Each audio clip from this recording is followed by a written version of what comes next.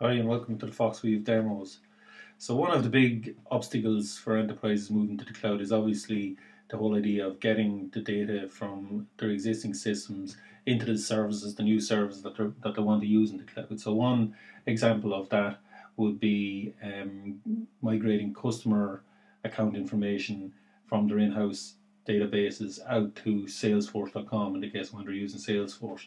And that's what this demo is about. We're going to show you how to migrate customer account information from a MySQL database, but it can be any other database as well. We support Oracle and Postgres as well, and a number of cloud-based databases. And if we're missing any, just let us know and we'll add the one that you want. But in this case, we're going to use MySQL. I'm going to migrate a set of customer accounts from a MySQL database, and from them generate accounts out on Salesforce. And likewise, could be a different CRM as well, and we can add those quite quickly as well if needed. So let's start by creating the app. So we'll just call the app import customers to Salesforce. Okay, so that'll create a single pipeline on there and select the database. So as I was saying, we have a number of different databases. In this case, it's going to be a MySQL database, and we want to the output to the pipeline is going to be Salesforce. Okay, so let's configure MySQL. So you can add multiple MySQL databases. I have one here configured already for my local machine. So this integration, while we're designing it in the cloud, we're going to actually be running it in-house. It's an in-house database. So we're going to be running it inside the firewall. The database name it's called BIRT, B-I-R-T. So this is sample data that we got from the Eclipse project.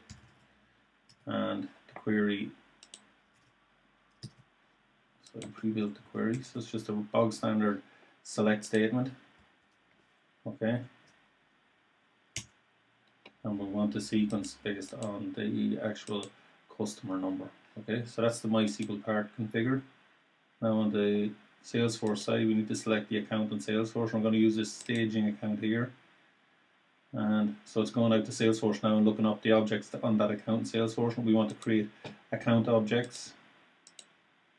Okay, now to get the data from the database, or in order to produce the Salesforce, the proper structure for Salesforce, we need to apply a mapping. At the moment we don't have a visual mapping, but we do have this JavaScript mapping, which is actually very powerful and will be useful in other cases anyway, even if you had a visual mapper.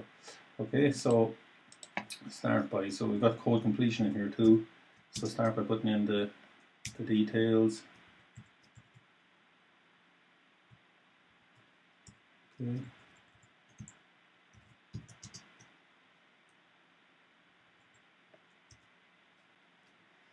Okay, so that's the mapping complete there now. So that's the configuration done.